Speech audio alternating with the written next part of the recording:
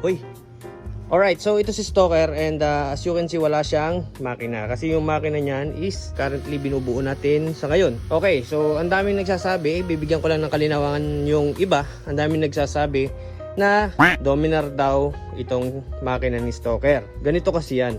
Ito kasi, ang makina niyan ay dito kinuha. Kung napapansin nyo, yan. Ito yung pinagkuhanan niya eh. Itong pinaglalagyan ng NS250. Yan. Anong chassis kaya yan? Pininturahan ko ng violet. Ito ang fairings niyan. Yan oh. Yan. So sa nagsasabi dyan na ito ay Dominar, well, good luck na lang sa mga nakakaalam ay Dominar ito. Pero hindi po yan Dominar. Yan kasi dati is isinalpak ko yung makina dyan. Kasabay ng binubuo ko yun. Yun, yung ating motard. Yan. Kasabay yan, habang ginagawa ko yan, ginagawa ko rin ito. So pinagsalpak ko kasi since mataas yun, di mo na kailangan ng masyadong top speed doon. Nilagyan ko siya ng makina ng 2-stroke. Ito naman, dito ko sinalpak yung lahat ng internals nun. Kasi wala, naboring ako eh, kaya dito ko sinalpak. Ngayon, sumabog siya. Nung sumabog siya, kumuha ako ng crankshell ng Dominar. Ang crankshell po mga kaibigan ay ito. Ito ang crankshell. Yan, yung pinaghahawak, yung naghahawak sa block head at saka mga kung ano-anong chichiburitche ng makina. Yan, naghahawak sa sigunyal, ganyan, sa piston. Yan, ito. Yan ang crankshell. Yan lang ang pan-Dominar. Ito, pang KTM. Ito, pang masarapan. Pang magandang laban. Yan. Anyway, so hindi ko gagamitin yan, masyado malaki. So ayun, so sumikat siya na pang Dominar ang makina kasi sumikat siya dati sa vlog ni Reed.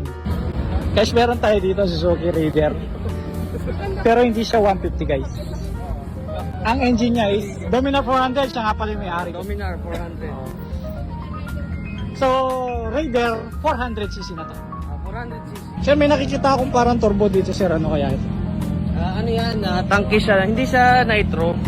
Ano lang siya, pang methanol injection. Okay, methanol injection. Methanol injection. So, na-testing mo na yung top speed nito sir? Napa 216 ko na siya. Wow! Ang lakas! Bilis nun! Bilis nun. Ang bilis oh. So, bago natin yung sound check, pakita ko sa inyo yung motor guys. Ayan oh. So, ni-repaint na pala niya no. Anong kulay ito sir? Chameleon? Metallic? Hologram. Hologram? Wow! Ang laki no? Tingnan nyo dito. Hindi siya pwede pang bankingan, Oo. mabilisan. Galing, oh. Banking naman siya, pero Nice oh. hindi pwedeng mabilis. Oo. Tayo doon lang gulong din. So, ito yung itsura niya. Yun, no? So, napa 200 kilometers per hour na niya to, guys. Nung inilabas ko ito, dinala ko sa Makati. Ivlinag to ni Reed kasi meron siyang tangke ng nitro pero ang laman niya pang methanol.